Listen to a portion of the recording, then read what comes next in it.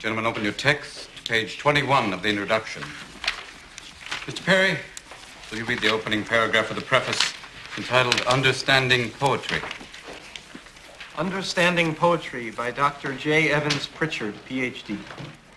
To fully understand poetry, we must first be fluent with its meter, rhyme, and figures of speech. Then ask two questions. One, how artfully has the objective of the poem been rendered? And two, how important is that objective? Question one rates the poem's perfection. Question two rates its importance. And once these questions have been answered, determining the poem's greatness becomes a relatively simple matter.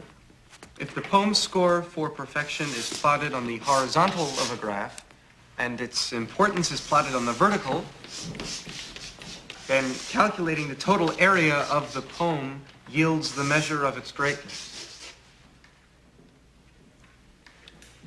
A sonnet by Byron might score high on the vertical, but only average on the horizontal.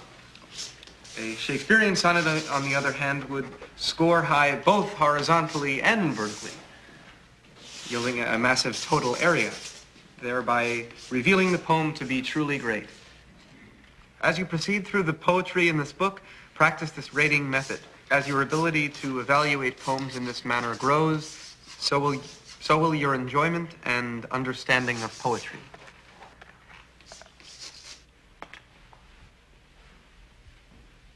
Excrement. That's what I think of Mr. J. Evans Pritchard. We're not laying pipe. We're talking about poetry. How can you describe poetry like American Bandstand? Well, I like Byron. I give him a 42, but I can't dance to it. Now, I want you to rip out that page.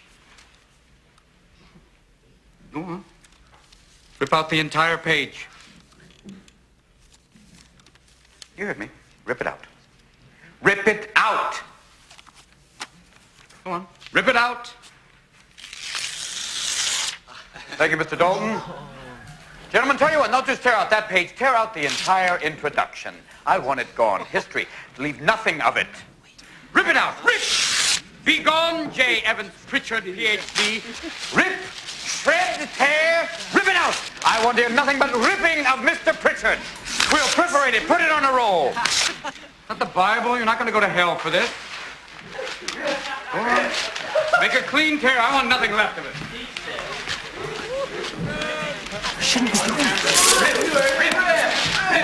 Rip it out. Rip.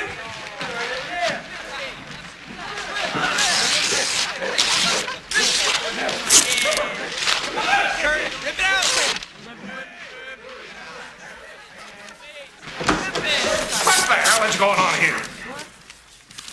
I don't hear enough rip. Mr. Keating. Mr. McAllister. I'm sorry. I didn't know you were here. I am. Ah. So you are. Excuse me. Keep ripping, gentlemen.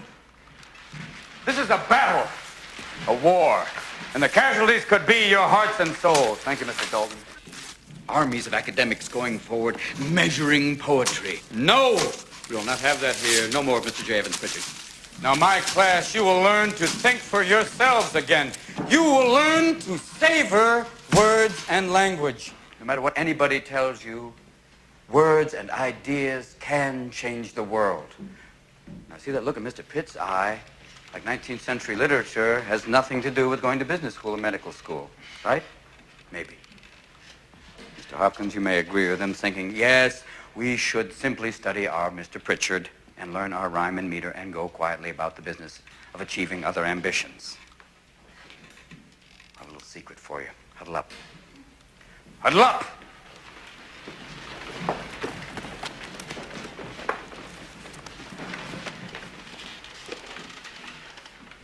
We don't read and write poetry because it's cute.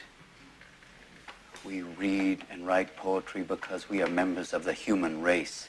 And the human race is filled with passion.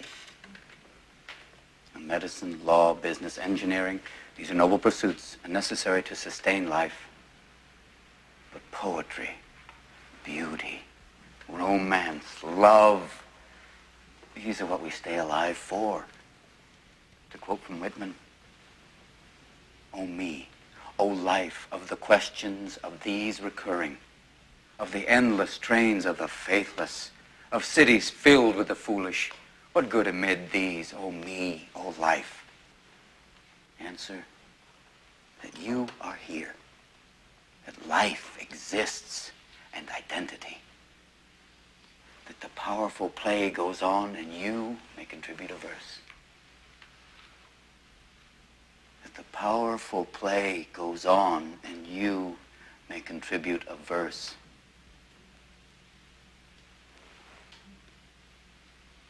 What will your verse be?